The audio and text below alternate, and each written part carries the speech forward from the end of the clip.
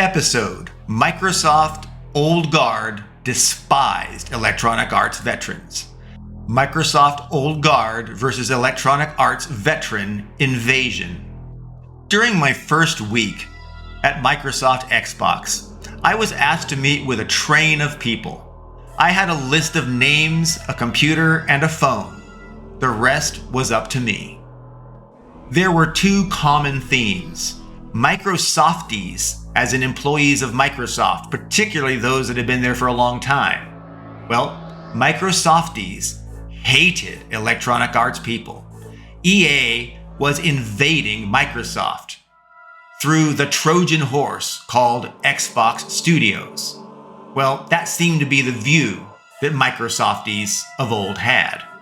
Specifically, old school Microsoft people that generally preceded Xbox, or at least predated Xbox 360, were adamantly opposed to Electronic Arts people being hired into Xbox, much less into Microsoft proper. And then there was my unique job title of Director of Product Development, which has never and apparently will never be used again within Microsoft because of me. Well, my unique job title within Microsoft advertised loudly with a megaphone that I was that dang special. Or I was a quirky oddball that somehow got a weird, non-standard title. As an aside, there were several times that Microsoft proper demanded that all of Xbox staff conform to corporate Microsoft titles. And so it was the way it had to be. Every employee's title became corporate, entirely alien to every other game industry company and their titles. It was not consistent outside of Microsoft, even in enterprise corporations.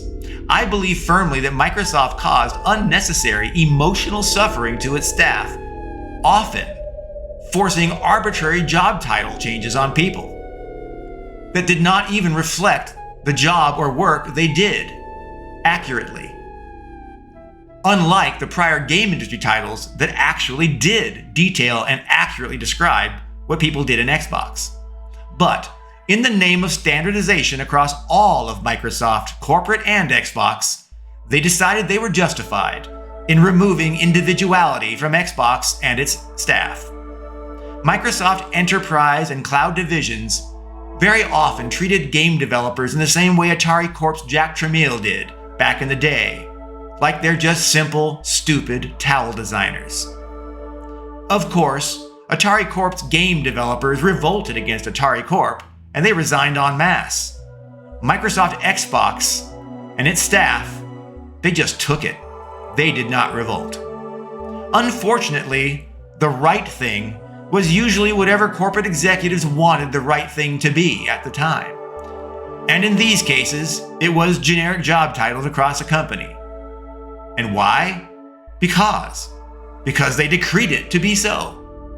The consequence: culture clashes erupted between corporate enterprise developers and Xbox game developers. There were further culture clashes between Electronic Arts EA hires into Xbox, bringing EA culture with them. Clashes raged between existing Xbox Microsoft culture and the imported Electronic Arts culture. Title changes further lowered productivity. Engineers were forced into partial management roles. Managers were forced to write code as a job requirement. Game designers, artists, musicians, and sound designers all became oddball titles with two weird titles to use: the standard corporate one in a company database and another one which they would use informally when introducing and working with people. Generally, everyone had to learn new skills and adapt their existing skills to fit into the Microsoft corporate enterprise standards and its team structures to match its job titles and expectations. Simply forcing random job title changes was a bad idea, and it did not help anyone or the company. And yet some executives somewhere must have been pleased with themselves, no doubt, satisfying some other person that did not like anyone being different from them. No matter the impact, let me get back to my story of Microsoft versus Electronic Arts culture and the clash. The message was abundantly clear. EA people stink, and true Microsofties wished all EA people were gone. Electronic Arts hires were enemies of the state, as far as Microsofties were concerned. Let me share a pointed personal experience that underscores what I have described. The most pointed and aggressively hostile person of all was a principal software development engineer named Tony Cox. That is a very senior director-level engineer. For some background, a principal-level engineer is a developer. They are a hands-on engineer architect. They are pure technologists versus a program manager or PM, which is more like a project manager. Program managers are often an engineer transitioned into a senior management role. Generally, Microsoft favored engineers in most roles. So this principal developer, Tony Cox, was a rude, offensive, total arsewipe. He asserted right off to me, "Who the heck do you think you are, having a unique title in Microsoft? You are from EA, and anyone from EA has a big EA stamp on their forehead, like crosshairs." Yep, for any true Microsoftee, we had EA crosshairs on our foreheads, like targets. This Tony echoed the hate on EA theme, but he was especially aggressive about it. He even ranted, "How dare I ask him to come to my office to meet me? I should have come to visit him." Period. Curiously, there was never any discussion on where to meet. He just agreed to my meeting request, and the appointment was set, and so he came to my office. It was he who presumed that he should come to me, because he did not think to ask me. His hate on EA drove him. But I guess somehow, to him, it was my fault that he did all that. Just like it was my fault that I was given a unique title in Microsoft. Well, obviously, none of that was my doing or my fault. That guy, Tony Cox, left. I saw little of him again throughout my entire career at Microsoft. Microsoft had over 50,000 employees in the greater Seattle-Redmond area where I worked. So seeing him was very unlikely unless there was a reason. And I had no desire to see him again. He was an arse.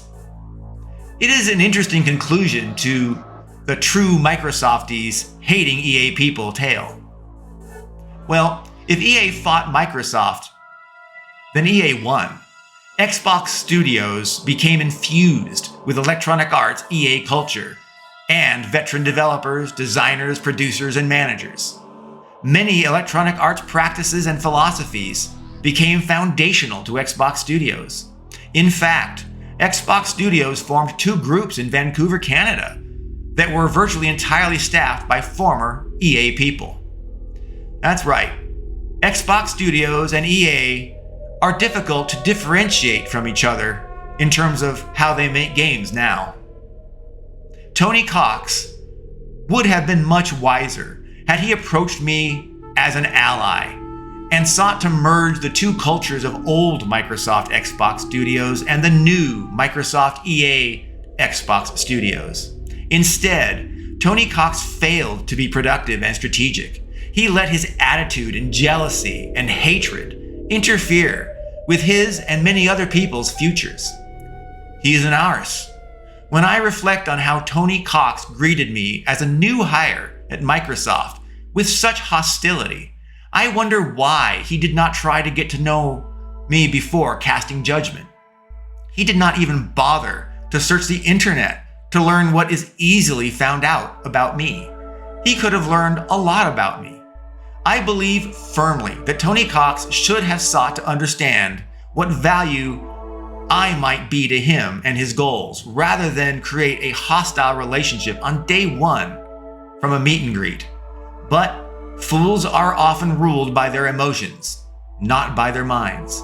Even people otherwise smart and in lofty high corporate positions may make fools of themselves by being ruled by their emotions. And Tony Cox appeared to qualify as such an intelligent fool.